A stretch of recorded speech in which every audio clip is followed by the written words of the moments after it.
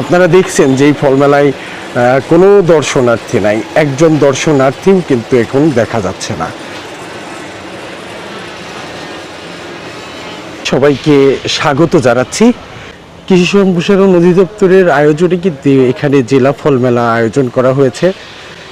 এই ফল মেলায় আসলে নেই অবস্থা। আমি এতক্ষণ ঘুরছিলাম, এখানে একটা কৃষকের উপস্থিতিও আমরা দেখতে পাইনি এবং এই জায়গাতে কিন্তু বিশেষ কোনো ফলের কিন্তু দেখা মেলেনি। দর্শক, আপনাদেরকে একটু দেখাবো ঘুরে ঘুরে এবং জানানোর চেষ্টা করব যে এখানে কি অবস্থা। গত পরশুদিন শুরু হওয়া এই মেলা শেষ হবে আজকে। এই মেলাতে আসলে কয়টি স্টল আছে এবং সেগুলোতে কি আছে সেগুলো দেখানোর চেষ্টা করব। আপনারা নিশ্চয়ই দেখতে পাচ্ছেন মাশরুমের চপ বিক্রি করা হচ্ছে, এদিকে পিঠার আইটেম আছে এবং ফলের আইটেম আপনাদেরকে দেখাবো।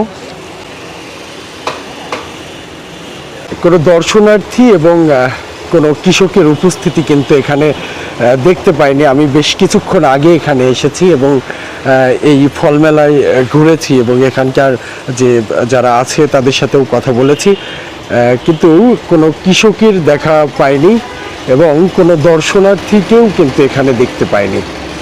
আপনারা দেখছেন এই ফল মেলায় কি কি ফল আছে। বিশেষ বড় ধরনের কোনো ফল এই মেলাতে দেখতে পাইনি। যেই ফলগুলা দেখতে পেয়েছি আপনাদেরকেও দেখাচ্ছি।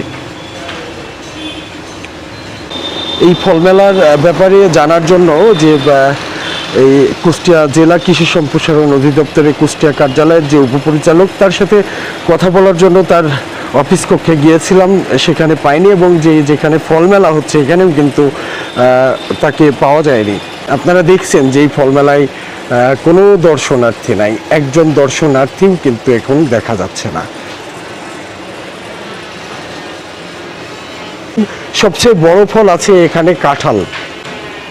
এই যে এই কাঁঠালগুলো আছে, এর বাইরে যে ফলগুলো আছে সেই ফলগুলোও দেখানোর চেষ্টা করছি আপনাদেরকে।